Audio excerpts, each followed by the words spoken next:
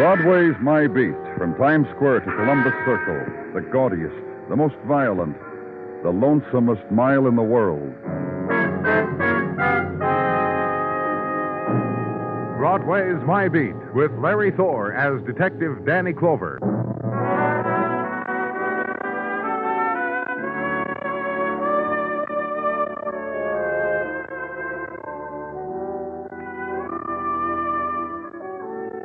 March and the young winds of spring begin their reconnaissance of Broadway.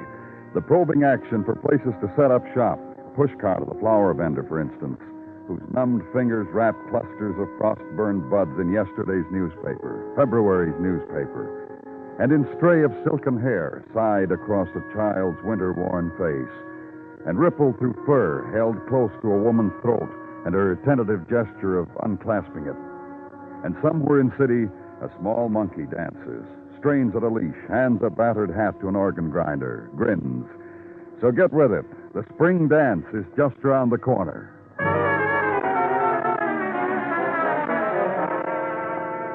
Early afternoon of March, and corridor of a rooming house where winter holds, and to a room, and a man staring into wall, hands clenched white on a rocking chair.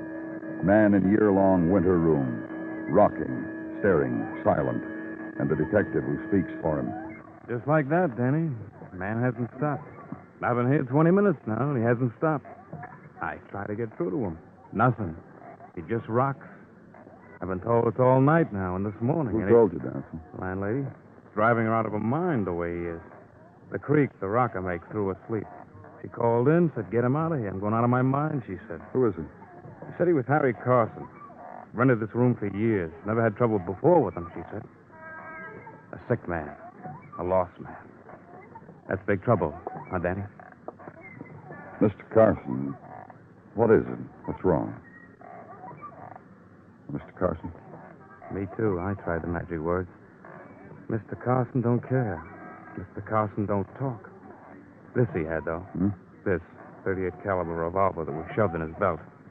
He didn't bat an eye when I reached over and took it away from him. Here, take a look, have a smell. It's been fired. It's been fired. Found a couple other things while me and Mr. Carson tried to chat. Didn't have what else to do. You found what? Not much. A couple of snapshots. This one of Mr. Carson with a kid, a boy. Look, Western-type scenery in the background. The fence there leaning against, like from a ranch. Carson looks younger, happier, huh, Danny? And the other one you got? Another pose of Carson, older. This time with his arm around a young fella.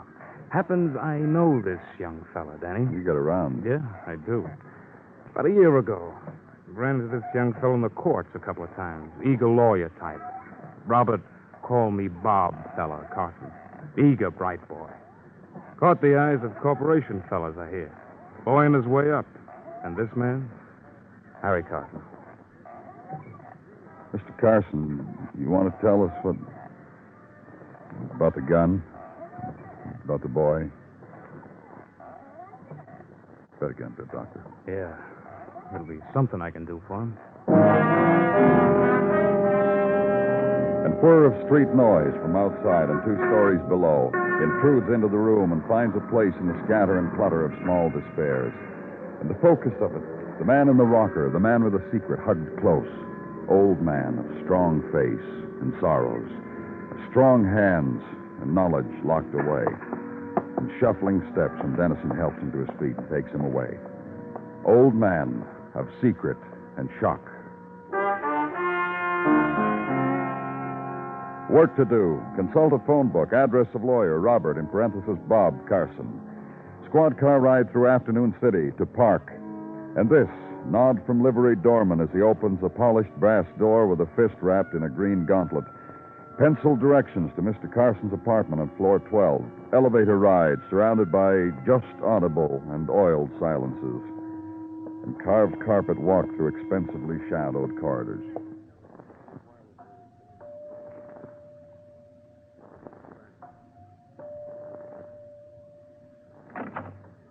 Yes? Mr. Carson? Yes. The desk phoned and said a Mr. Clover, a police officer, was on his way up. That's right. Please come in. I'll take your coat. Oh, that's all right. I'll just be a minute. If my wife were here, she'd fix us up something. She's kind of a It's wizard. about Harry Carson. About my father? We found him in his room, Mr. Carson. He'd been sitting for a day or so. My father? He had a gun tucked in his belt. It had been fired. He refuses to talk about it. What's the matter with him? He gone crazy or something? Senile or something? Let me ask you a question, Mr. Carson. Where is he now? It's under medical care. Police physician? Listen, I'll get him all the care. That has to do with the question. How come your father lives in such a squalid room and you... And I'm a real terrible son, huh? Big man on his way up and don't appreciate dear old Dad. Forgot all about the sacrifices of the parents. That dribble. That's the answer? I take care of my father, Mr. Clover. I send him $150 a week each week of the year. He does with it what he likes. The fact that he doesn't live here with us is testimony to my wife's good judgment. The in-law problem. Don't let us start, and it won't happen. A gun stuck in his belt? What for? Do you know? Figure an old man. How do I know? You at police hospital? That's right. You going back that way? I'll leave my wife a note. You can give me a lift.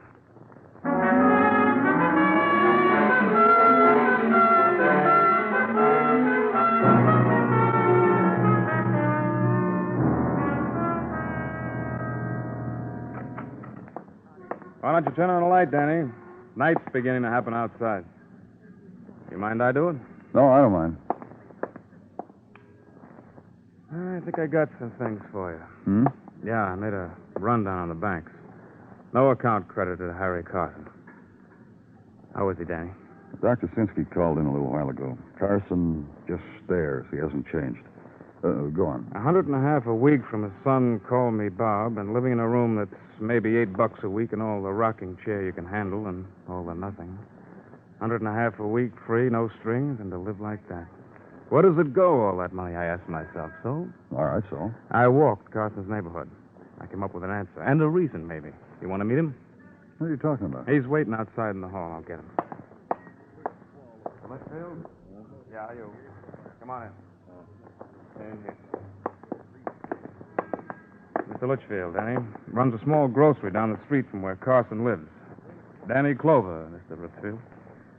Look, fellas, this is the best time in my store this time of day. I shouldn't have come with you. I should be there, not here. Yeah, we understand, Mr. Litchfield. Just tell the lieutenant what you know about Harry Carson, and then you can go back. Well, what's with Harry? He done something? He steal? He rob? This man here comes into my place, asks questions, says Harry Carson... What do you know about him, Mr. Litchfield? What do I need to know about a man who trades in my place? I already told this man Now here... tell the lieutenant, too, Mr. Litchfield. And like I told this man here, once a week, Monday noon on the dot, Carson comes into my place. He hands me a check for $150 from his boy. I cash it for him. Keep 25 out, give him back the 125 and change. The 25 you keep. And for what, Mr. Litchfield? For groceries, staples, canned goods, beer, fruit. Things to keep a lonely old man alive for a week. For Harry Carson, it comes to 25 a week on the dot, in advance. Never runs over, never is less. It's the arrangement we made, Mr. Carson and me, a long time ago. And also on the dot, the other thing I told this man. I'd like to know, too, Mr. Litchfield. Like this. I get the 25 from Mr. Carson, give him back his change. 125 to the dot. He walks out of my place to the corner. Hands over the change to a fella waiting there. What fella? Who knows? A fella. Every week I notice this. First time by accident I see it, then I make a point to see it. And every week, Mr. Carson, the walk to the corner, the handing over of all that money to a fella. Yes? Tartaglia, Danny, and a good evening to you. Also, a man just brought in to downstairs. I'm busy, Gino. Man shot with a .38 caliber revolver, Danny, dead on arrival. In a vacant lot a block away from the rooming house of Harry Carson, behind a billboard. John Doe now in the morgue, Danny. I thought Thanks, Gino. Dennison, Yeah. get Carson. Bring him downstairs. Mr. Litchfield... Listen, fellas, I gave you all this time. We'll need a little more. Let's go, Mr. Litchfield.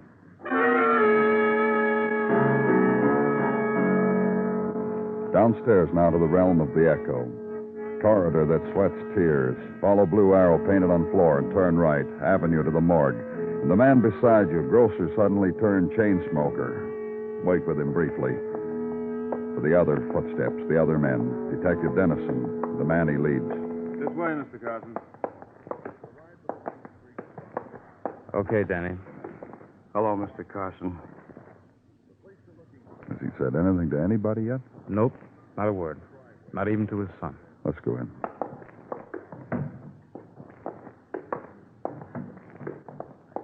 Mr. Litchfield... I'm okay. I just want you to look at this man and tell me... Let's get it over, huh? Yeah. That's him. That's the man who stands on the corner waiting. George? Wait a minute. George? Danny, shut up. George? Death is very becoming to you, George. Yes.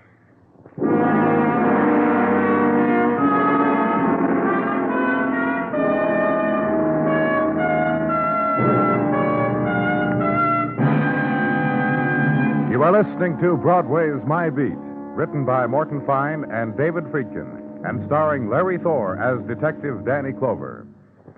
If you go for Western adventure, you'll go for the Gene Autry Show and for Gunsmoke, both later this evening on most of these same stations.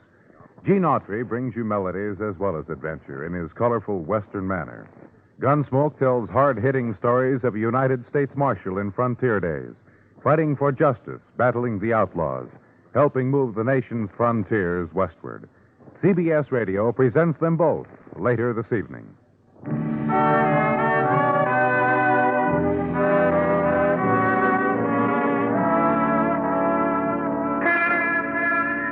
When the enormous night finds Broadway and takes it over, the sound is a thing compounded of machine and hiss and the gaudy laugh, and in between, the clack of footsteps, dark whispers, and the silent screams a heart makes. And when the month is March and the rains of beginning spring fall softly, night is partitioned, crowd huddled tightly behind this facade or that, in this doorway, behind that window. So make a phone call, find a friend. The crowd is lonely. And above it, opposite headquarters, night through tracery of rain on window pane, night caught in droplets of color that slip over glass and coalesce. Watch it, be lulled by it. And the explosion is named Sergeant Gino Tartaglia. I warn you, Danny, never marry a Rigolini. What? Mrs. Tartaglia, a Rigolini by birth, and ask me about What's them. the matter, Gino? An argument with Mrs. T? Children of the soil, that's all they are. The whole family. Comes March and rain. Go buy seeds for the flower box. This hour, I got to stop and find a place that sells seeds. Gino. Every year she plants. With hand, hoe, and trowel, nothing ever grows. Each year in June, I got to sneak marigolds into the flower box to make her think she's a green thumb like the rest of the regulars. You got something for me, Gino? Yeah. Don't marry... Besides that. Oh. Medical report on the deceased identified as George Harvey. Dead on arrival approximately 36 hours. Go on. He lived in a nicely furnished apartment on West 38, but he is from Allen Springs originally. Where? This is a surmise we must make. Allen Springs? The one in Churchill County, Nevada, not the Allen Springs near Allentown. Oh. Go on, Gino. Newspapers in his room, the local Gazette. A bill of sale from a piece of property there, sold last year. Also, various knickknacks as befits the room of those west of the Great Divide. Okay. Also, initial questioning of his apartment manager revealed that his checking-in card said Allen Springs. Also, that he has lived at this address for the last year. Willy-nilly. Willy-nilly? Comes and goes. No set schedule. No visible means of support, and that's all I got for you, Danny. Thank you, Gino. Go buy seeds.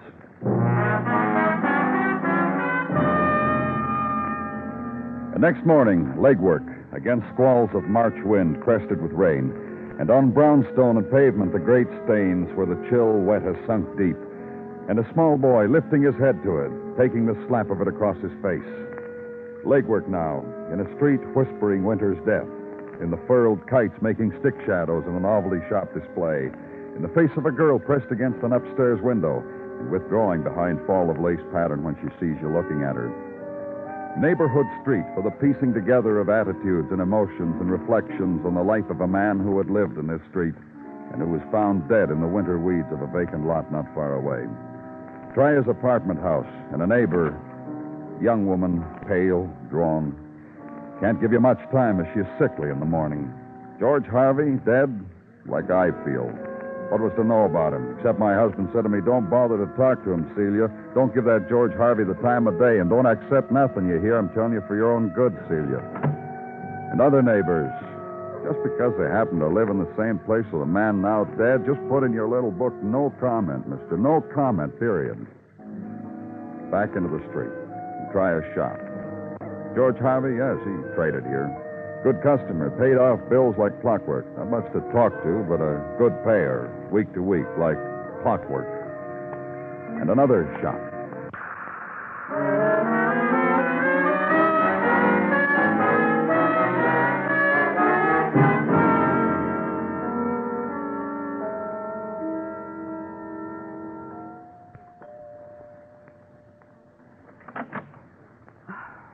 Hello? Hello, is Mr. Carson in? He's in court today. Sorry. Just a minute. You'll have to see Mr. Croft. I'm from the police, Danny Clover. The gentleman who was here talking to Bob yesterday. That's right. Bob wouldn't want me to send you away, now would he? Come in. Thanks. I can phone Bob. Try to, anyhow. If he's finished at court, he'll be having a cocktail. I'll call the bar. Maybe you'd better not bother. Well, I don't mind. It would be something to do. Oh? Well, make up your mind. A couple of questions. Sit down. Thanks. It's about... Just say something exciting, will you? Remark about me and let me giggle girlishly and wag a finger.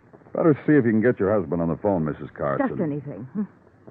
Throw an ashtray through a window and make some noise. Real tough just sitting here, huh?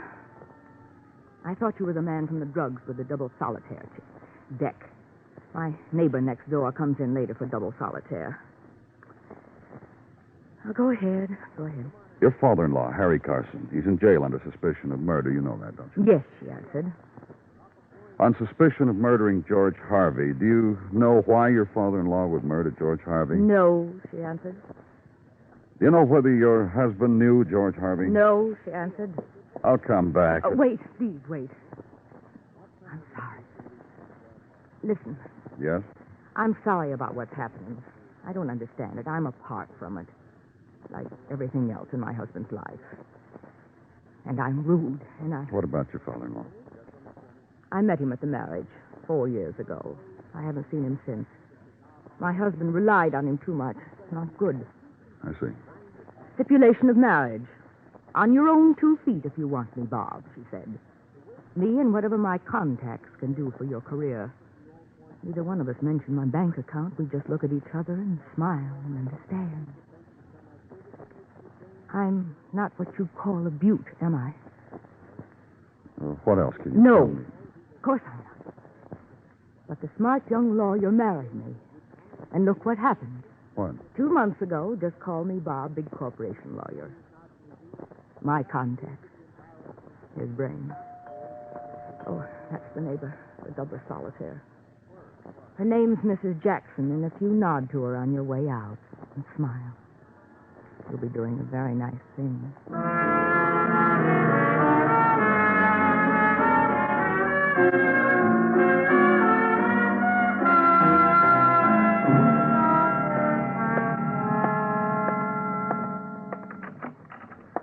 Oh, come on in, Danny. It's your office. Share it with me. Thanks. You mind? Oh, not a bit. Here, sit down. No. Teletype came in about half hour ago from Nevada State Police. Oh? The fingerprint code we put on the wires yesterday, Harry Carson's, the man was shocked. They got a set in Nevada that matches Carson's to the wall. Carson got a record? I'd call it a record. Look, Easy, boy. Easy, Danny. It's a long, hard life. Yeah, court record. Nevada briefed it for us in the teletype. 1932, 21 years ago, a man, Harry Carson, was acquitted of the sudden death of his wife, Lola Carson. go on. Seems he was cleaning a pistol. Out west, they do that a lot. Harry Carson was cleaning this pistol, and his wife walked in, and it went off, and she dropped down dead. Their kid, Robert, was there, saw it all. And the peers of Allen Springs, Nevada, pronounced Harry not guilty. 21 years ago, way out west. Allen Springs. Mm-hmm. Same place George Harvey found dead in a vacant lot got hometown gazettes from. Same man, this George Harvey, who got a payoff of 125 smackers a week. Just for standing on the street corner every Monday around noon. Dennison... Yeah, I'll get him. Meet you in the interrogation room in about an hour.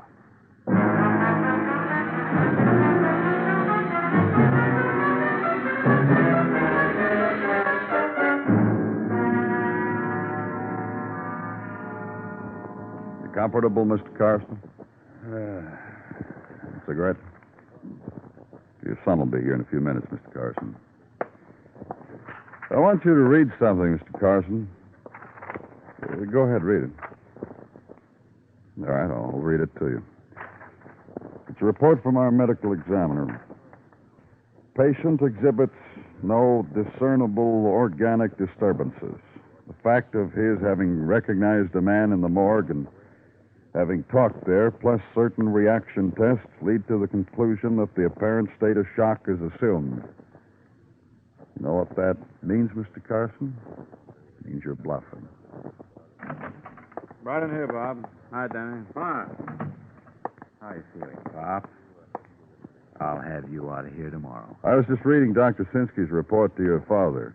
There's nothing wrong with it. Look, what do you fellas want me to do? I've got a wife waiting for me. She tell you to bring back a couple of decks of cards? Hey, now. That pose was in the Sunday supplement, Bob. Very good. Very, very good. Listen, I'm a busy man. I'm a Yeah, man big corporation lawyer. We know. Real proud of your son, aren't you, Mr. Carson? Let's take a word like motive and toy with it for a while, huh? Motive for what? The murder of George Harvey. George Harvey. Now, who is Your George? dad's buddy. Used to give him $125 a week. That's the basis of friendship, if I ever heard one. You remember George Harvey, don't you, Bob? Sure he does, Danny. After all, how big is Allen Springs, Nevada? Everybody knows everybody. Roping, steering, chivalries. Those people are folk out there. Everybody knows everybody. Oh, look, Danny, his eyes just lit up. He just said to himself, oh, that George Harvey. You boys got a formal charge to bring against my father. Now, you just try that, and I'll take it from the... Hello there, Mr. Carson. Glad you're having fun. Pop, shut up. Now we can clear it all up, Mr. Carson. We can do what your son said, bring formal charges against you. How you been, son? Just don't say anything, Pop. I asked you how you been. Now, don't be stupid. You're doing fine. You going to fix it, son? As long as you two men are talking, one of you can tell me who killed George Harvey. Don't be coy. Just one of you raise your hand. Son, I want to tell you something. Son, What? I'm tired. Said he's tired, Bob. Let's see what he could be tired about. Paying blackmail to George Harvey? No reason to be tired about that anymore. Harvey's dead. Just about the time when you could afford to pay more blackmail, Bob. Just about the time you got where you wanted to get, where your wife wanted you to get, where your father wanted you to get. Up top. Big man. Son, you're my pride and joy, only I'm tired. Listen, Pop. Another scheme? Tired of those, too. The blackmail. Mr. Carson paying it to a man who knew a secret. The blackmail ante went up. The man who knew a secret is dead. Son, you ought to have a good answer for that. You've got a good education. I sure saw you got one. These guys have got nothing, Pop. My educated son says you fellas have got nothing. Then let me just fumble around for a moment, huh? About the secret. About your wife, Mr. Carson. Tell you men something. Go ahead. Silence is a wonderful thing. All this time I've been keeping quiet. All this time I've been faking. Did a lot of good. Most of the time I was left alone. Most of the time I've been thinking. About your wife, Mr. Carson? How she died? How she was killed? All sorts of things a man thinks about, especially at my age. Man takes time to think. He can arrange things orderly. Which one of you killed George Harvey? How's it going to sound coming out legal talk, son? You don't know what you're doing. No, I wouldn't say that. All these years, I guess I knew what I was doing, too. Seeing you got along covering for you, like I figured a dad should do for a son, especially if he's a bright kid like you. Tell him, son, for the love of heaven, be a man for once. Tell him you killed George Harvey. Crazy. How you got me to cover again, convinced me you'd work it all out. Crazy old man. Maybe I am. When a man's got a 12-year-old boy who shoots his mother, He figures it's just a boy in a terrible accident. He tells himself that, and he believes it, and he tries to cover. It's out of his mind, you can see that. Then George comes along, a fellow who knew what happened 21 years ago. Found a way to get some money on account of my son was getting important. Well, I'm tired. Get a stenographer, Dennison. Yeah. We'll want to get this all in writing, Mr. Carson. Sure. You wrecked it, didn't you, Pop? I didn't mean to do it honest, Papa. Here, you take the gun. You make it all right. 21 years ago. And again the other day. And 21 years ago, I didn't even whip you.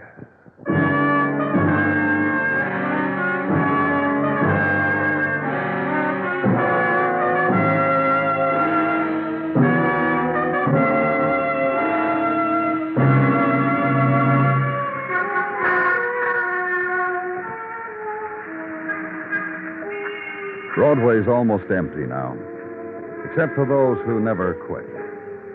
Those who wear peepholes for eyes, the dream walkers, the people who want to laugh. They search behind doorways, in alleys, through shuttered windows. They never go home because they can't. It's Broadway, the gaudiest, the most violent, the lonesomest mile in the world. Broadway. My beat.